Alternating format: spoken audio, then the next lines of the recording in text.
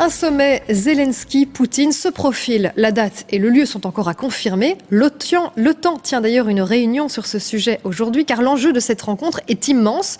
En cas d'accord de paix prochainement, comment assurer la sécurité de l'Ukraine ? Le pays cédera-t-il des territoires ? Pas question d'abandonner par exemple le Donbass pour les Ukrainiens. Mais voilà problème, Vladimir Poutine en fait sa priorité numéro 1. Dans la partie du Donbass encore contrôlée par l'Ukraine, l'inquiétude est très grande. Frédéric Varlet, Quentin Warlop.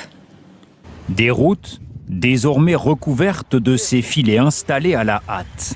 Ces derniers mois, ils se multiplient dans l'est de l'Ukraine. Une protection artisanale installée en urgence pour déjouer les attaques de drones russes. C'est contre les drones. Et pourquoi ici ? Ça, c'est un secret militaire. Une partie de la région du Donbass est occupée par les Russes. L'autre partie résiste encore, comme ici, dans la ville minière de Kramatorsk. Je préfère mourir que de devenir l'esclave de Poutine.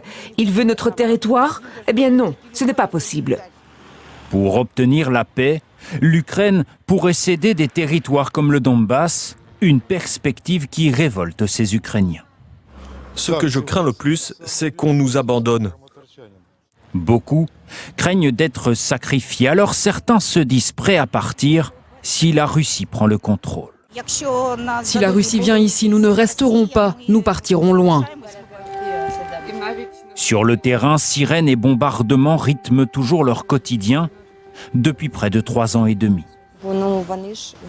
On peut continuer à vivre comme ça jour et nuit, mais nos hommes se sentiraient humiliés si on venait à quitter le Donbass.